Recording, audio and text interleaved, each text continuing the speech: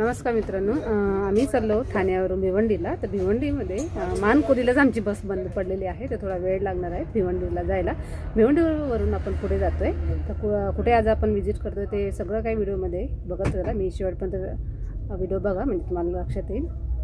अचानकपणे बंद पडली आहे. दुपारचा 1:30 वाजले आहे. 1 वाजता आम्ही निघालो भिवंडीवरून, ठाण्यावरून भिवंडीला जायला.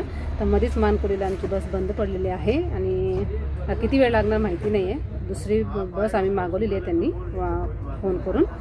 किती वेळ लागणार आहे भिवंडी जायला तर काही कळत नाही आहे, कारण खूप गरम होते. AC बस आहे, शिवशाहीमध्ये आम्ही बसलो.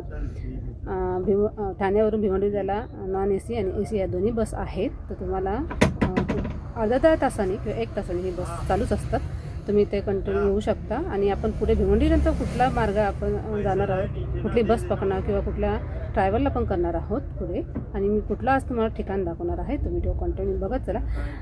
आता किती वेळ लागणार मला माहिती नाही आहे दुसरी बस यायला. तर बघूया. ऑलरेडी 1 तास तर मला होऊन गेला आहे इथे. पुढे बघू आपला किती वेळ लागते, कारण इथे मानकोलीला मध्येच बायपासला तिथे मध्येच बंद पडलेले आहे. त्याच्यामुळे ट्रॅव्हलिंगसाठी कुठले ऑप्शन नाही आहे. त्याच्यामुळे आपल्याला इथे वेट केल्याशिवाय पर्याय नाही आहे. तर गाडीतले सगळे खूप गरम होते म्हणून सगळे बाहेर खाली उतरलेत. या साईडला पण तुम्हाला दाखवते. म्हणजे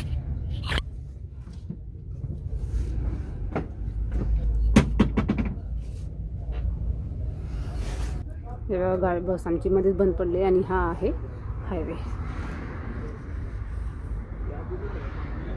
प्रचंड गरम होते.